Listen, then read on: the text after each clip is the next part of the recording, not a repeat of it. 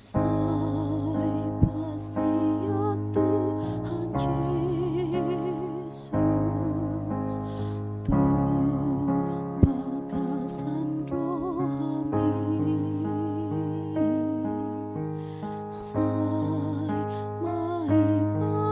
mai Jesus, bege panutu nai.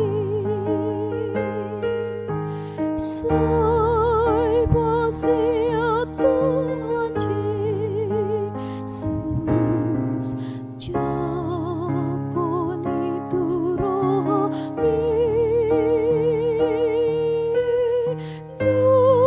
Nungateke parasian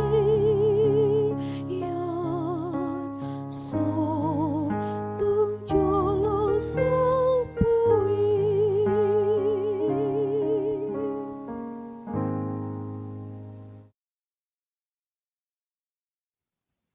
Selamat pagi dan salam sejahtera untuk kita semua. Bapak Ibu saudara terkasih, di pagi hari ini kita kembali berjumpa untuk mendengarkan firman Tuhan dan bagaimana kita hidup sebagai orang-orang yang percaya kepada Tuhan. Marilah kita berdoa. Terima kasih ya Tuhan, kami bersyukur di pagi hari ini untuk penyertaan dan berkat Tuhan. Kami akan mendengarkan firman-Mu, berkati kami Tuhan. Di dalam nama anak Yesus Kristus kami berdoa dan mengucap syukur. Amin. Firman Tuhan tertulis di 1 Korintus pasal 4 ayat 1. Demikianlah hendaknya orang memandang kami sebagai hamba-hamba Kristus yang kepadanya dipercayakan rahasia Allah. Dirajumi jolmai mahami parhaladuni Kristus jala jorabagasni akka hahomioni debata. Demikian pembacaan firman Tuhan. Bapak Ibu saudara terkasih, ketika membicarakan kesuksesan seseorang, sering kita hanya tertuju kepada dirinya sampai kita bisa lupa terhadap orang-orang di sekelilingnya yang membuat dia bisa sesukses itu. Mungkin orang tuanya, mungkin teman-temannya, mungkin saudara-saudaranya yang lain. Salah satu pesepak bola yaitu Cristiano Ronaldo, dia tidak akan pernah melupakan sahabat terdekatnya yang memberikan kesempatan kepada dia sehingga dia bisa sesukses sekarang. Dia selalu mengingat kebaikan itu dan selalu berbagi berkat kepada sahabatnya. Artinya, melihat Cristiano Ronaldo, orang akan diarahkan kepada siapa yang membuat dia sukses. Ketika berbicara tentang para penginjil, sering kita tertuju kepada dia yang sangat luar biasa. Betapa beraninya dia. Contohnya No Mensen, Liman, dan Munson. Mereka adalah tokoh-tokoh yang hebat, yang mampu mengorbankan hidupnya, meninggalkan keluarganya hanya untuk memberitakan Injil. Sehingga orang-orang mungkin akan membuat patung No Mensen, patung Liman dan Munson, atau mungkin tugu-tugu peringatan untuk para penginjil lainnya di semua tempat. Ya mungkin ini tidak salah. Tetapi kita tidak boleh lupa siapa yang ada di belakangnya. Siapa yang sebenarnya yang mau kita lihat, apakah pribadinya atau Tuhan yang mengutusnya. Inilah yang diinginkan oleh Paulus, bagaimana orang harus melihat Paulus, bagaimana orang-orang Kristen melihat para penginjil. Jangan memandangnya lebih dari sekedar orang yang dipakai Tuhan untuk melayani.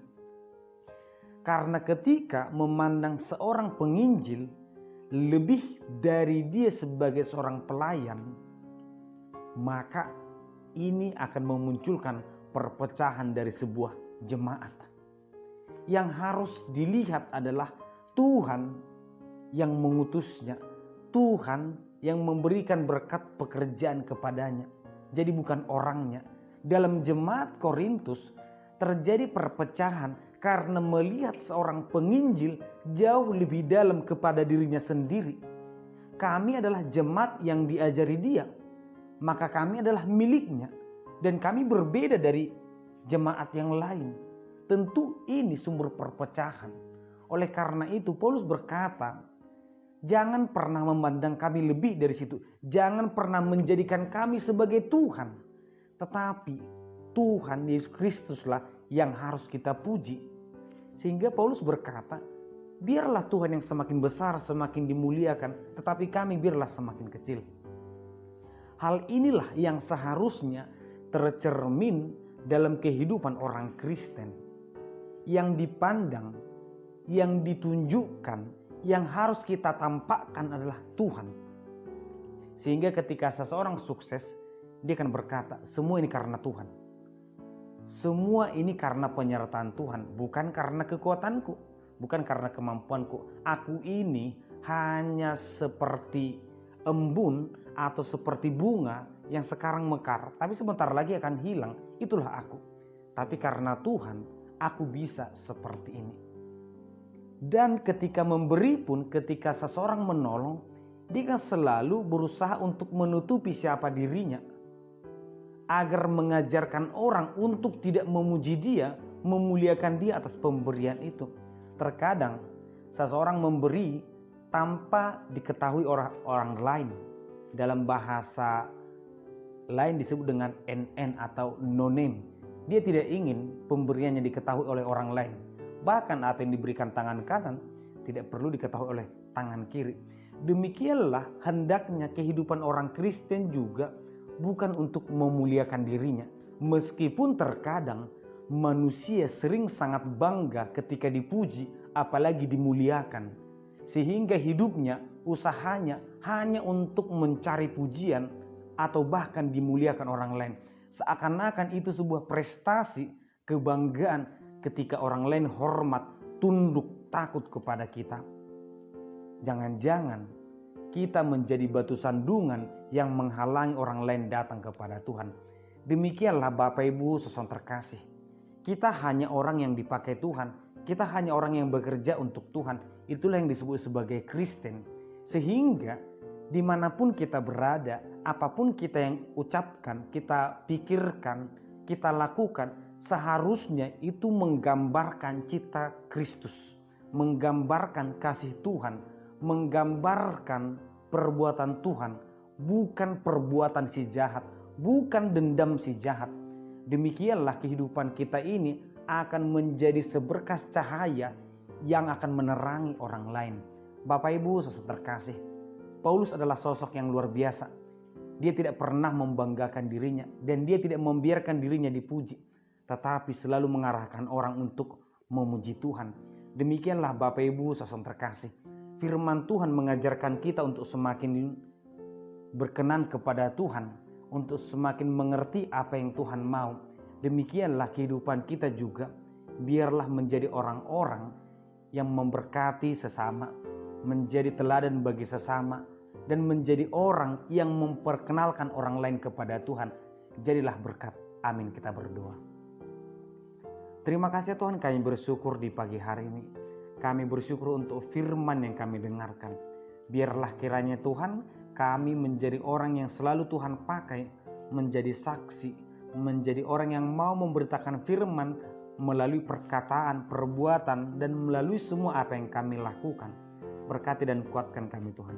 Di dalam nama anak Yesus Kristus, kami berdoa dan mengucap syukur. Amin. Anugerah dari Tuhan Yesus Kristus, kasih setialah Bapa dan persekutuan Roh Kudus kiranya menyertai kamu sekalian. Amin.